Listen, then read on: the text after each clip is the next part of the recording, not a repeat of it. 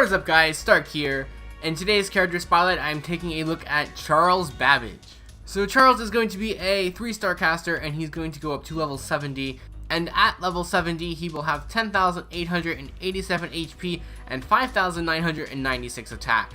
So overall, he will rank 57th overall in HP and 99th overall in attack. If you do decide to max him out completely though, he will end up with 16,761 HP and 10,115 attack. So now for his servant skills, first up is going to be the Single-Minded C. This is a self buff that will increase his normal phantasm gain for 3 turns, as well as increases critical star gather rate for 1 turn. So this is a very nice skill, being able to generate your noble phantasm faster, as well as, providing you a lot of absorption for stars to do some crit damage on your burst turn. Next up is going to be the Mechanical Armor EX. Now this is another self buff that will increase his attack for 1 turn, and it will also imply invincibility for 1 turn. So as you can imagine, this is a very good skill with a very solid attack buff, starting at 15% at level 1, going up to 25% at level 10, and then it will also apply the invincibility, so you're going to ignore all the attacks for 1 turn. So that'll definitely help provide, tankiness and survivability to this character,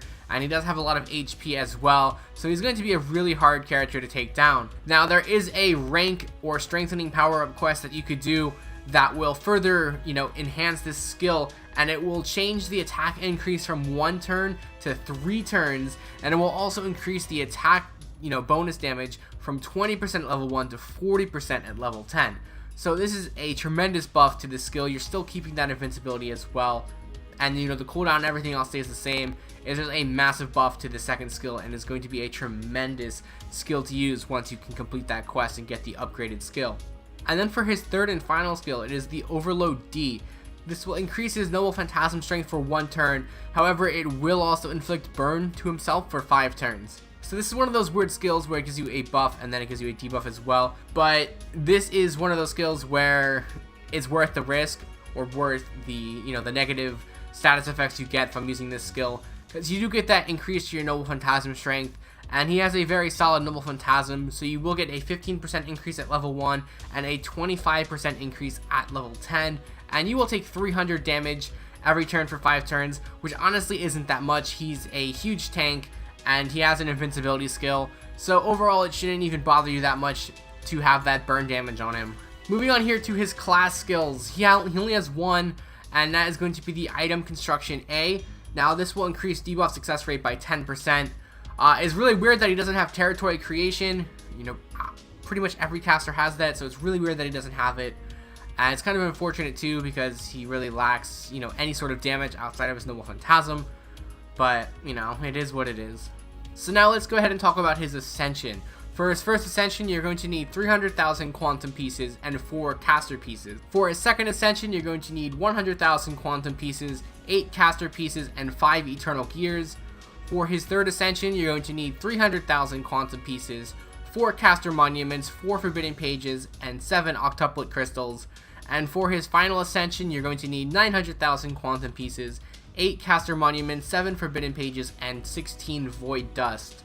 And then for his skills, to max the skill from 1 to 10, you're going to need 12 Gems of Caster, 12 Magic Gems of Caster, 12 Secret Gems of Caster, 11 Octuplet Crystals, 11 Eternal Gears, 16 Ghost Lanterns, 32 Void Dusts, 1 Crystallized Lore, and 13,600,000 Quantum Pieces. So now for his command cards and his Noble Phantasm. For his command card deck, he's going to have 1 Quick, 2 Arts, and 2 Buster, which is a pretty solid deck for him. He doesn't really rely too much on crits or quick, so, that's pretty much discounted right there. And he does have 2 Busters, so you could do a Buster Brave chain with him. And he does have 2 Arts to kind of help get that Noble Phantasm up. He is a caster, so they do primarily have a lot of Arts cards.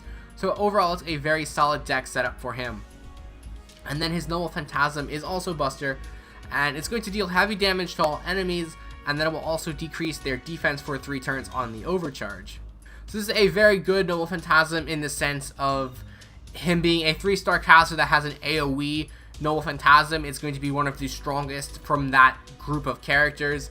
And overall, and casters in general, not most of them have damaging Noble Phantasms that are AoE. So he's going to rank really high in that category.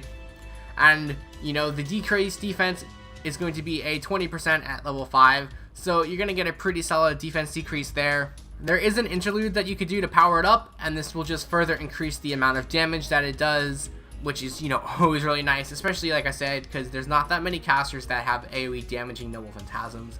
So now moving on to some of the craft essences you could use on this character. First up is going to be his maximum bond craft essence, which is going to be the Truth Difference Engine. Now while equipped, this will increase Buster Card effectiveness of all of your allies by 20%, but it will also decrease their defense by 10%.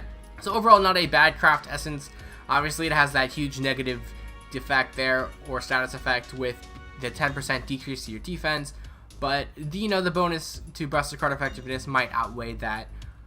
If not though, you can go ahead and just do pure Buster Card increase with the Verdant Sound of Destruction and the limited 0 over for the 15 and 25% increase to your Buster Card effectiveness. So now moving on to the character in review, and first up is going to be some of the servants you can use with this character. And the first one is going to be William Shakespeare. Now he has a very good set of skills that can combo with Babbage here. So first up, he's going to have his first skill, which will increase the Buster Card effectiveness by like a whopping 40%. So you can combo that with Babbage's skills and his Noble Phantasm, and you're going to be doing a ton of damage there for that.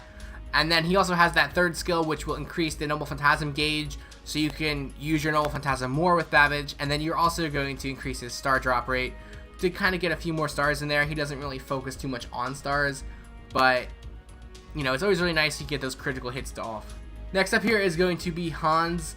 He works in a very similar fashion with his Noble Phantasm to increase the attack and defense, and it will also heal, so that helps, you know, Babbage survive longer and, you know, increase his survivability just that much more. He's pretty much a tank to begin with, so having some sort of heal there. It will also offset the burn damage that you take if you're using his third skill. So it's a very nice combination right there. Next up, you know, the next two here are going to be the standard in pretty much every team that I talk about, and that's going to be Waver and Tamano no Mai. So I'm not really going to touch up on them too much. They're both really good. They'll just help, you know, increase Noble Phantasm, lower the skills for Babbage's, so you can keep reusing his Noble Phantasm and keep, you know, boosting it with his skills. Overall, I talk about these guys all the time. You guys should know by now how good they are. So now we're going to move on here to his overall star rankings. First up is going to be his stats, which he's going to get a 1.7 out of 5. He does have some really high HP stats, and he's very tanky for a 3-star caster. Unfortunately though, he ranks almost near the bottom of the list in attack stats. You know, he has some lower stats than some 3-star servants, some 2-star servants. So, you know, overall he's just not going to be doing that much damage outside of his Noble Phantasm, which is pretty unfortunate. Next up, we're going to talk about his skills. He has a very good kit of skills, with all three of them being very helpful to the character overall, and makes the flow of the character work, you know, that much better. Especially with the second skill having that huge, you know, buff later on in the game. It's not currently available in Global, but when we get it, it's going to be a fantastic buff. It'll definitely make him much more usable. So overall, I am going to give him a 3-star in his skills. And then for his Noble Phantasm, I'm going to give him 2.5 stars here. It is a pretty solid Noble Phantasm, especially for him being a 3-star caster. But outside of it just doing damage, it doesn't really do anything special. So generally for these type of Noble Phantasms, I just give them 2.5 stars because they don't really do much. It's just kind of doing a lot of damage, and you know, sometimes those are really good, but overall for this one, it's just pretty solid. Next up, for his survivability, I'm going to give him 3 stars here.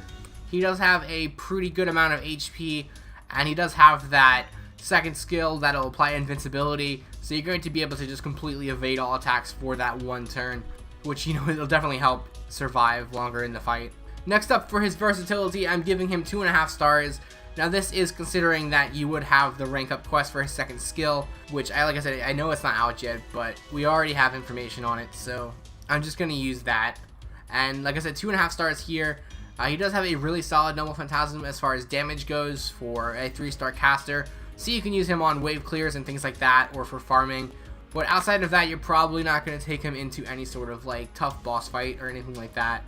So overall, that's going to give him a 2.5 out of 5 ranking here. He's just a very solid servant, but he's just kind of middle of the pack, very average, doesn't do a whole lot to stand out, but he does do what he's meant to do fairly effectively. So that's going to wrap up this character spotlight here, guys. I will leave you guys with his normal phantasm. And don't forget to check out the links below to my Twitter, Twitch, Discord, Patreon, all that stuff. So hopefully you guys check those out and enjoy that. And I will see you guys next time.